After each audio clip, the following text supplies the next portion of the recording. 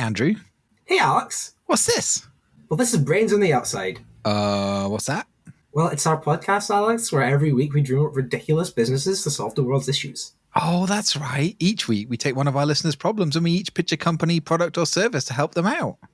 I think after we do that, we usually bicker about which one is best. Previous ideas have included a machine for making your morning routine 100 times faster and a search engine for smells.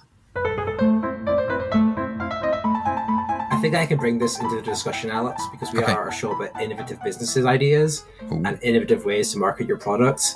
I went to see Oppenheimer and Barbie yesterday. I did the whole Barbieheimer in one sitting. Did you? Which way around did you do it? At Oppenheimer first, so I was emotionally ruined, and then into Barbie, which is a weird, because the first 20 minutes of Barbie, you're still kind of like, your brain's on like nuclear apocalypse mode, and you're like, oh, what have we done? What do you think it would be like the other way around?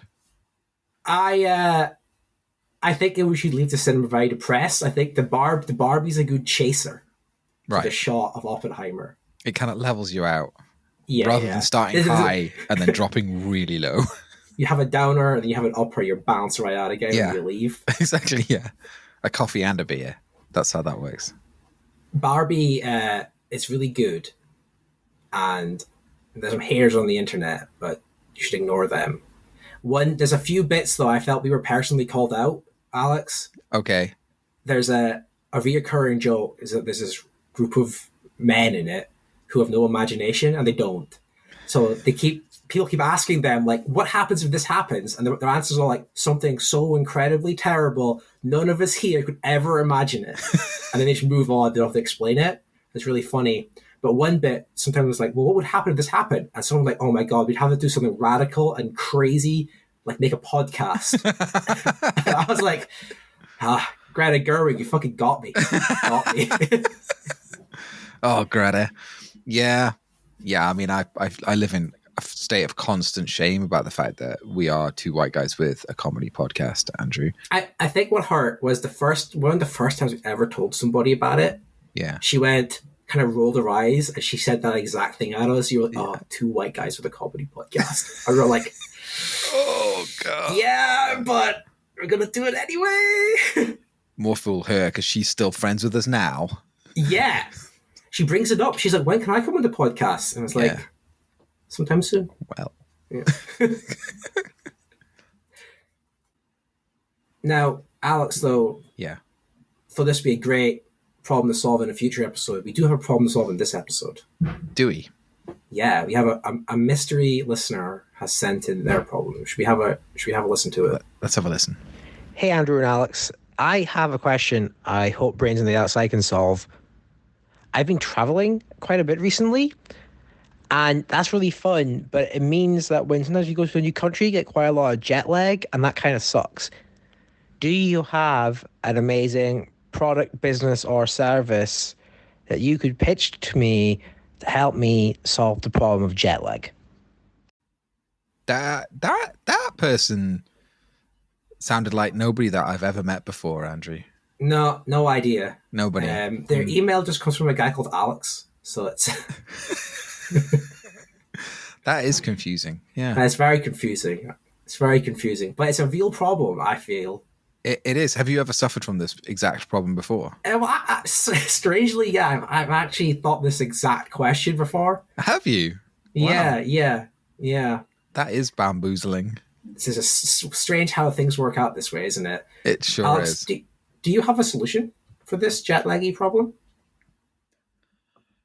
I definitely have a solution to the jet lag problem for sure. I've been actually thinking about this because I've suffered from jet lag several times in my life. Although actually the one time that I was expecting to suffer from jet lag, I didn't. Actually, if I think about it, just thinking about it right now, I was lucky enough to fly to Australia once.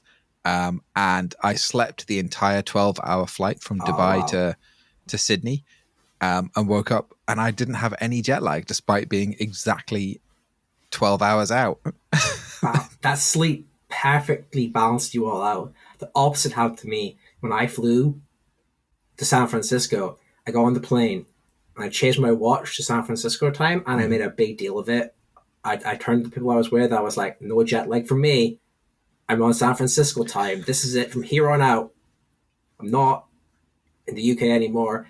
And we landed, and I was like, great, feel great. Day after, nah, Ruined. felt pure shit. But as well, I didn't have any moral high ground to stand on because I was such a dick about it on the plane over. Did you try the famous jet lag solution from the movie Die Hard? No. So in that movie, John McClane has got jet lag.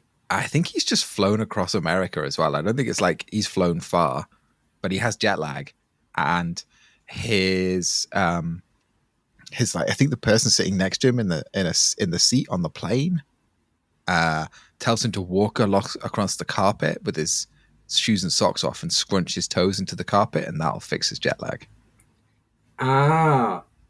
Yeah. I mean, yeah, I'm not sure how that... scientifically, I don't know how that works, but I guess that is a brains on the outside tier idea where maybe the science doesn't work out. I'm not sure I'm going to productionize it, but it's an idea, and that's all we care about. He does do it, though, and it does work, because then he saves the Nakatomi Plaza, so... I mean, he also walks across the glass right as well. Yeah. So Oh, yeah. That would really fucking wake you up. Yeah, that would sort your jet lag out instantly. Is that what your business idea is then? No. You sell shards of broken glass. Walk across this bed of nails, these hot coals, because that'll pep you right up. That is quite a nice idea. I quite like that as an idea. So what's your pitch then? Sorry for interrupting. So the thing about jet lag, Andrew, is it occurs when you get in an aeroplane and you fly to a place that is in a different time zone. Okay?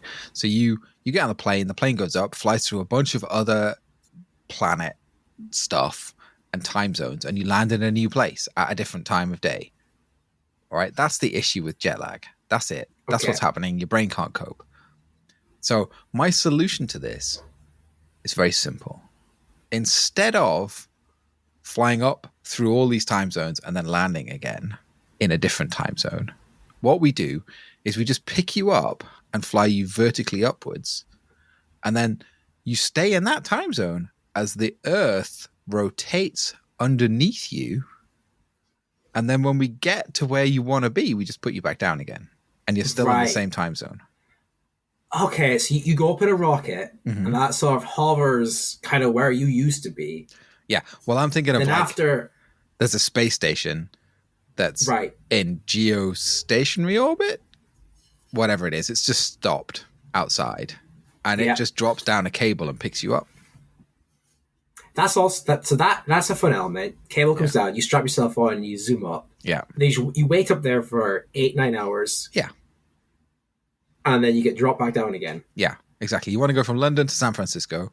San Francisco's what, 8 hours behind, 9 hours behind? Yeah. So the flight, which you would usually be taking, is like 12 hours to fly 9 hours. That's weird anyway. Right? How does that doesn't work. The science hasn't figured that one out yet. I don't think. It doesn't make any sense whatsoever, because the Earth's rotating in the opposite direction and your plane's going. So why do you not get there quicker? I don't understand. Anyway, we pick you up. You wait 9 hours, which is shorter than the flight. You watch a movie. Yeah. You read a book. We can even give you a sandwich to take up with you if you want. Well, that'd be fun. You can literally watch the world go by. Yeah. And then we just pop you back down again, and you're in San Francisco. This is really baking my brain. I'm trying to crunch the numbers. I'm trying to crunch the numbers. Yeah. And my brain's just stopping. But I'm going to trust you and your R&D scientists that this will work out. Yeah. Exactly. Can you explain to me? Yeah. I want to know what the experience is like. You know, going on a plane, it can be... Actually, my trip to America was really smooth, and the plane seats were kind of crunched together, and it wasn't very comfortable. What is the experience aboard this space station that's basically just a holding room in 20, 30, 40,000 feet in the air? What's it like in there? Oh, we don't need to lift you up that far. Okay. Yeah, we don't need to lift you up that far. We just have to lift you up far enough that you don't get hit by any buildings as they go past or any mountains.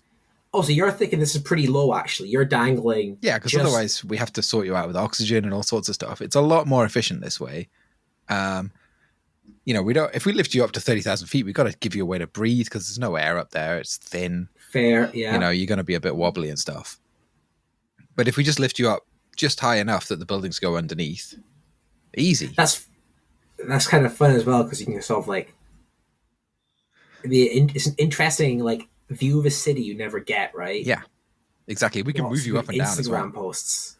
That's almost like a game at that point. Yeah. So if we just make sure that you're always 30 feet above wherever the highest point is, be pretty good, wouldn't it? So you're saying there's not a waiting room. You are strapped onto this bungee cord that's just dangling in the air from this station. Yeah, at the fun fair, the best ride is obviously the chair-o-plane. Yeah, okay. Yeah, where it's just the seats dangling from a chain and then it spins you round and round and round. It's basically that, but instead of spinning you round and round and round a central column, we're spinning you round and round and round the entire Earth. Yeah. Now, that's what it's like. I have one problem. Mm-hmm. Here, imagine this is kind of fun if you're flying from like I don't know London to Glasgow because you're over land, you're passing cities. But if you're flying London to New York, a lot of that's just the ocean. How do you plan on making that an enjoyable experience? Because it's pretty cold, not much going on there. To be totally honest. Are you dangling me a foot above the ocean and I just wait it out, or is it in-flight entertainment? How are you dealing with this? Just making it an interesting time because it's going to be hours, right? Yeah. So, it's going to be as many hours as there are time zones. Mm-hmm. So, two things. One, you wouldn't get this from London to Glasgow because that's all in the same time zone, so it doesn't work. Oh, of course. Sorry. Yeah. Just get the bus. All right, that's better for the environment anyway. I mean, what we're doing is great for the environment because there's no greenhouse gases because the winch is in space that's lifting you up and down, right? That's good. This is the best thing for the environment. The second thing is just don't be a baby. Take a book, have a sit on your seat and read it as you go across. All right, that's it. You're doing this to A, mostly avoid the jet lag, and B, a little bit be good for the environment, stop that jet fuel output going out into the skies. If you're a boat spotter, absolutely great. Flying across the Atlantic, see a lot of boats, perfect. If you like looking at waves, absolutely amazing. If you don't like those things, can I strongly suggest that you take one of them up in preparation for your flight to America. Now, there is one thing that I need to talk about that I just want to make sure that you understand. Right. If you're flying from London to Paris, it does take 23 hours to get there. Oh, because they're -1, right? They're plus one. No, so you have to go all the way around. You have to go all the way around. Shit. Yeah, that is a bit of an issue. But how many people can actually say they've circumnavigated the entire Earth? Yeah. And what we are looking at is a way of spinning the Earth in the other direction as well. So this is an actual. So one way, towards America, you just dangle them. Yeah. The other way, this is a mechanical device that will strap onto the Earth and sort of forcibly make it turn the other way. Yeah, exactly. We got a huge number of people. We just line them up in a line and we all make them take a step in the other direction, and that spins the Earth. Ah, okay. So it's not like a machine. This is people powered. Well, we haven't worked out the maths of this yet. It might have to be a machine, but my instinct is if we get enough people standing in a line and we all make everyone take one step in the right direction, we'll just be able to reverse the flow of the Earth. For the Earth.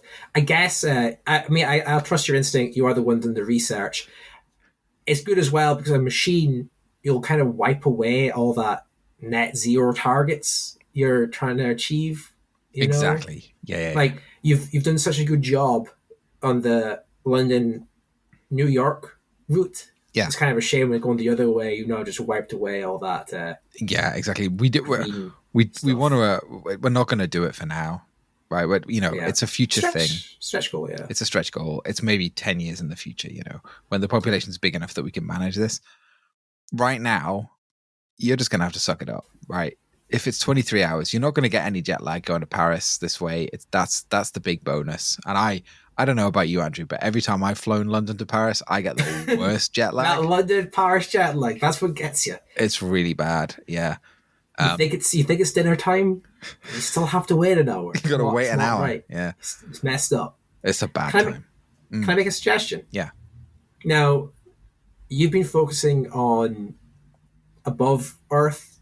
You are dangling above the Earth, but that there's interesting things in the water. Could you actually be placed into a submarine, like a submersible capsule, and then you are still being held by some out of orbit device on a rope, but that'll be under the water, so you can see the fishes and the sharks and the whales and make your trip to New York more interesting that way. Now, are you purely above?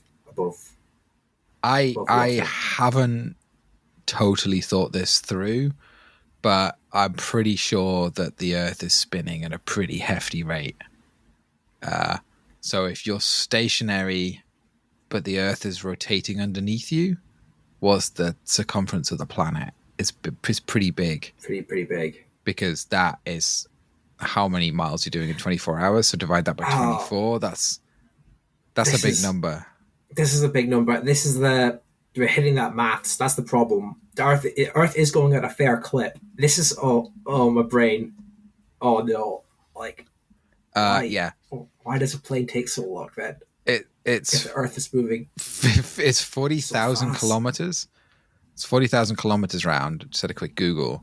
So 40,000 divided by 24.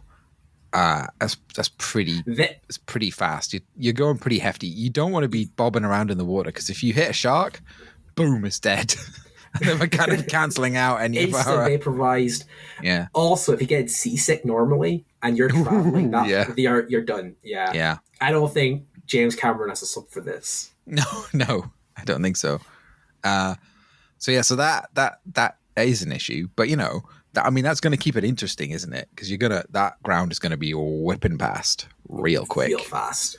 So at least it's going to feel like you're really moving, even though it's going to take 9 hours to get to San Francisco. But again, I stress. All right, I cannot stress this enough. That is quicker than the flight to San Francisco usually is. I have some of these numbers. I don't know. Like the we're going really fast, but it still takes. I'm not a mathematician.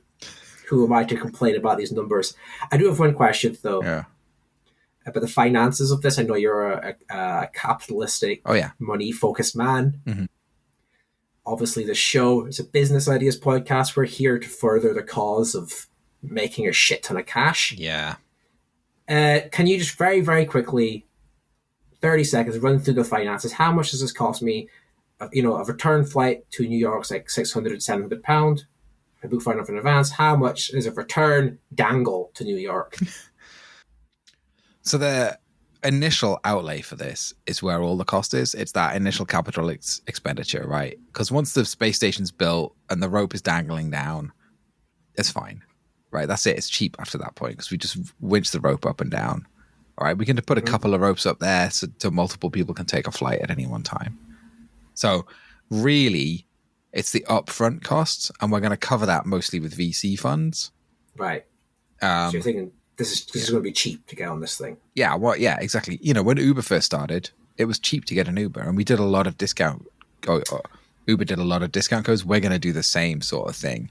So you are in direct competition with British Airways. Oh yeah. And once you put them out of business, yeah, prices right up. Once there's no other choice because we've destroyed the planet with airplanes. That's the thing. Alex, could you summarize your idea very quickly? Yeah. We get away from jet lag by lifting you up instead of putting you on a plane and waiting while the world turns beneath you so you stay in the same time zone as the world rotates. Okay? Now, that is how this is going to work. So you're going through your normal circadian rhythm there. That's totally fine. World's rotating underneath you. Just put you back down again. You're expecting to go to sleep at the exact right time.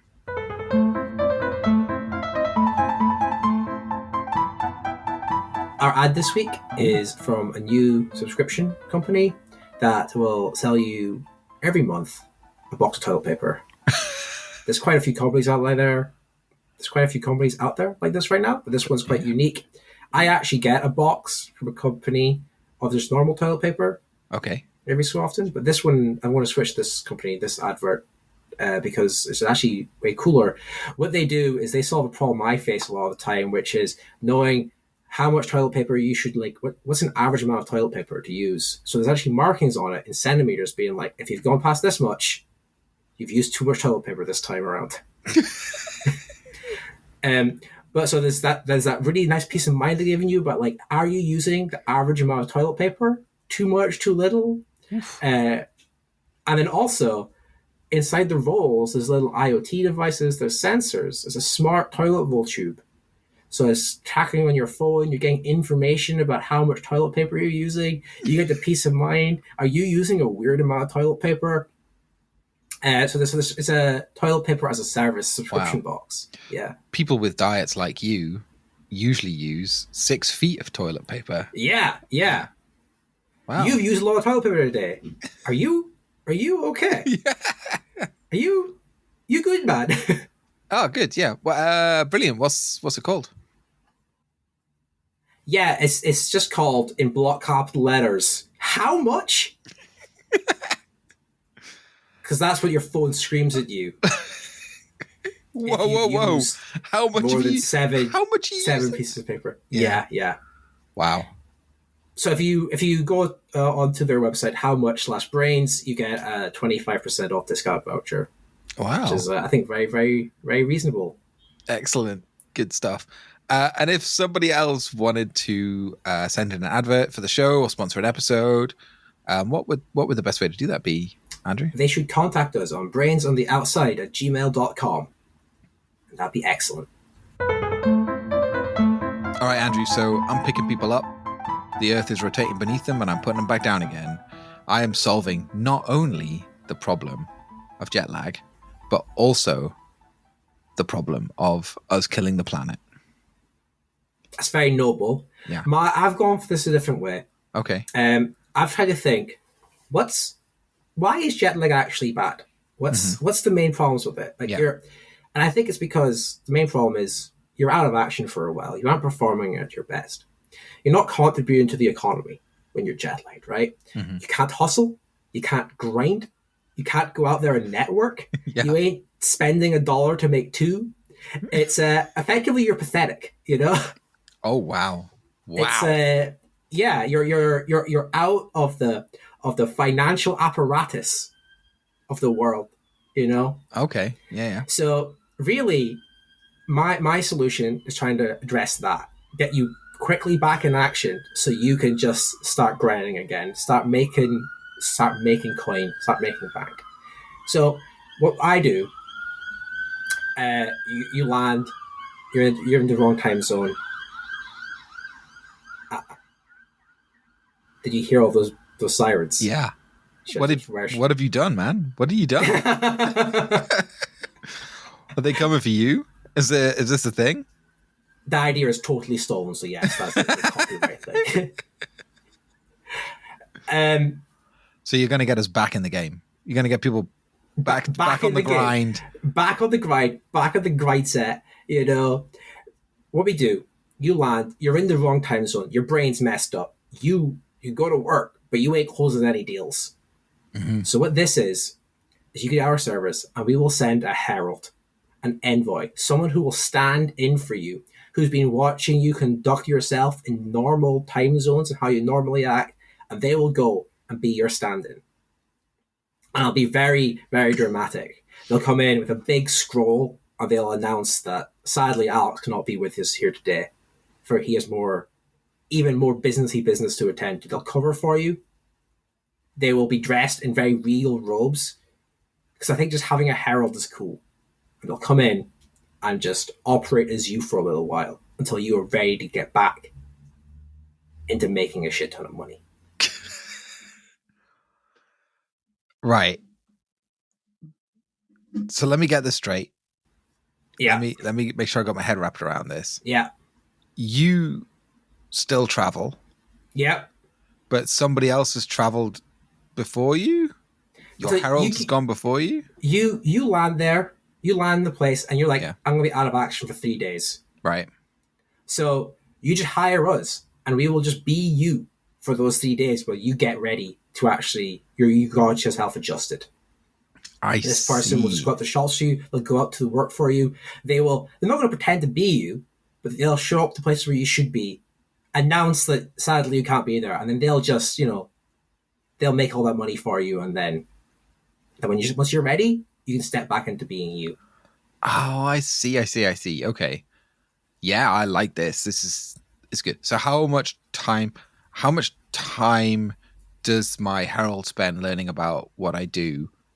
So this is like to recreate me. I'm not saying it's going to be perfect. It might actually be pretty bad, but at least you're there putting the effort in. It's like you sign up for it. It's a gig service economy sort of thing. Right. So you go in and you put in what you're good at, the things you're interested in as a herald, and then you, the user of the app, Alex, on the other end, put in the things that you're going to do. I'm going to go to this conference. I'm going to this meeting. I need someone to be there instead of me.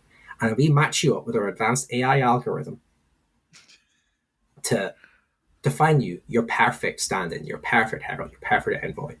And what's great about this is that at the same time, someone else will be landing. I'll be landing, and I'll be out all out of sorts. My brain will be in the wrong time zone. But you might kind of be in the right time zone for me, so you could be heralding somebody else, Alex. Because you're now in the wrong time zone, but you're still awake at some point. So you could be doing different work at the hours you're awake. That makes sense. So it's like a pay it forward scheme. Yeah. Yeah, okay. Yeah, so once I have landed and I've been there for 3 days, and then I go and do it for someone else for 3 days. Oh, no, I meant... Oh. Like, you're now awake in the middle of the night. So you could go heralding at that point for somebody else. You could go out hustle then. You could go on Deliveroo. You could go out on the Just Eat. You could go out, and if maybe you could take like phone calls for somebody else in a different time zone, I see. Sorry. Right. So you're still working. You're still contributing, but just in a different time zone now. Okay. So I have a question. Yeah. So I've gone on a business trip. Yeah. From the UK to San Francisco. Yeah. My brain is 9 hours ahead of where it should be. Yeah. So I am doing the jobs of the people who usually do their jobs 9 hours early in San Francisco. So you are 9 hours ahead. During the day, in San Francisco daytime, you're out of action. I'm sleeping. You get on our app. Yeah. You find a herald, and he does your jobs during that time. Yes. But you're now awake. I'm awake during the nighttime. You're awake in the middle of the nighttime. Yeah. So you can hop in this app and be like, I'm going to be awake between 1 and 6. Full operating capabilities. 100% brain power. You're ready to go. Yeah. So you can then do jobs at that point. Yeah. People can give you jobs to do. Yeah. So my question is that going to help me with my jet lag if I'm actually just living the same? My argument is that the real problem with jet lag is that you ain't out there hustling, and this allows you to still hustle. Like eventually, I can't change nature. Right. The hundreds of years of human evolution we've had to get you ready for this. Like this ain't. I can't change that overnight. But what I can do is make a software as a service gig economy app. Yeah. To monetize the problem a bit more. So I love this because you never change your own internal time zone or your own internal clock. You just continue to live.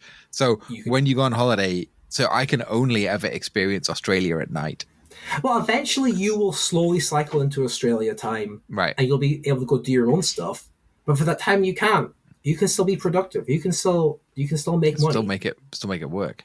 Yeah. I feel like if I'm doing jobs during the night in Australia, then and I'm fully occupied during that time, I'm probably not going to adjust because I'm actually just doing my job and I'm just living the life. So I might as well just stay on the night on the wrong time, and then when I get back to the UK, I'm back on the right time again. Well, that's an option. Yeah. So this is the beautiful thing about the app. It's your choice. If you want to have to like get on the app and be a herald yourself, you can do that. But if you don't and you want to adjust eventually, you can do that too. It's about user choice. I think there's something really nice about a holiday system where you just experience the place that you land on your own time zone. Yeah. Yeah. What is a Sydney like? Yeah. Overnight. At 3 a.m. Yeah, exactly. Yeah. When you're wide awake at 3 a.m., what is it like? I bet it's very it'd be bad, right? If you woke up and to you it was 8 a.m., but it was actually Sydney 2 a.m. and people like stumbling out of clubs and you're just looking for a McDonald's breakfast. I don't think it'd be a great experience. But it does remind me of when I was a student and my days turned entirely upside down for a while. It was pretty rough. Yeah. Yeah. Yeah. Was this because of your work ethic and how much you wanted to work, or is this because of like how much you were going out? Yeah, that second one. That second one, okay. And getting up late and later and later and later until eventually I was getting up at like 6 p.m. and going to eat dinner for breakfast in halls, and it was great. Oh God, yeah, it was an awful time. It was horrendous. I'd be just awake and eating lasagna for breakfast. Oh, living your best Garfield life. Yeah, exactly. But then that's the thing. If you had this app, you could have gone on and been like, guys, my clock's fucked up, but I can work these hours. Give me things to do, and people it's would pay true. You've not just solved the jet lag problem. You've solved the insomnia problem. You've solved like the student upside down days problem. Now, I feel that eventually, once we've cornered this market, there's other places to go. Okay. Right? Mm-hmm. This app conceptually enables people to do their job even when they're incapacitated in some way. Oh. You know? So we're talking the hungover. Yeah. You know? The people who are just playing way, way too much World of Warcraft. You know? These people who are just they can't attend work for one reason or another, and we could charge differently depending on how much you need us, how much you fucked it up. So maybe jet lag's normal tier, but something like you're just too drunk to go to work. We're like, well, that's get your shit together, get your life together, mate. And we charge you way more for that. The idea of sending out a herald because I've got too pissed for the workday. Yeah, that is doing it for me. I'm enjoying that very much. Now, the thing is, I think my final point I'd like to make is just having a herald is cool. Yeah. You know? Yeah. Galactus, he eats worlds, and he has the Silver Surfer has a herald. In June, we talked about June a lot on this show. Yeah. In June, the Emperor sends that herald, and he has like a brass band with him, and he reads out a big old scroll. Yeah. It's amazing. Lots of benefits of having a herald because no one can talk back to you because the herald doesn't have an opinion. he can't mimic your opinion. He just has to go through a list of things you have to say. Like, you know, so I think there's lots of benefits here. I'm really excited. So that's my idea. You land in a different time zone. You get on our app, our Herald app, and you can hire someone to do your job when you are incapacitated because of jet lag until you are ready to do it yourself. So that was 2 great solutions to the jet lag problem. Now, due to some definitely real technological problems, we have no way of contacting Alex, and Alex has no way of contacting us ever again. It's weird that it's weird that it's weird that, isn't it? And it's weird that voice note was on a cassette tape that was jammed into a banana that was thrown through the window of your apartment, Andrew. Well, I think we say on the show, any way of getting an idea to us is acceptable. Yeah. So even that's acceptable. Yeah. But what this means is we need another way of choosing who the winner of this episode is. No, we do.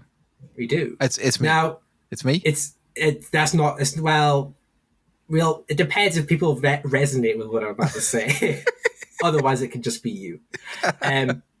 If you go on Spotify right now, if you're on Spotify, you can vote for what idea is better.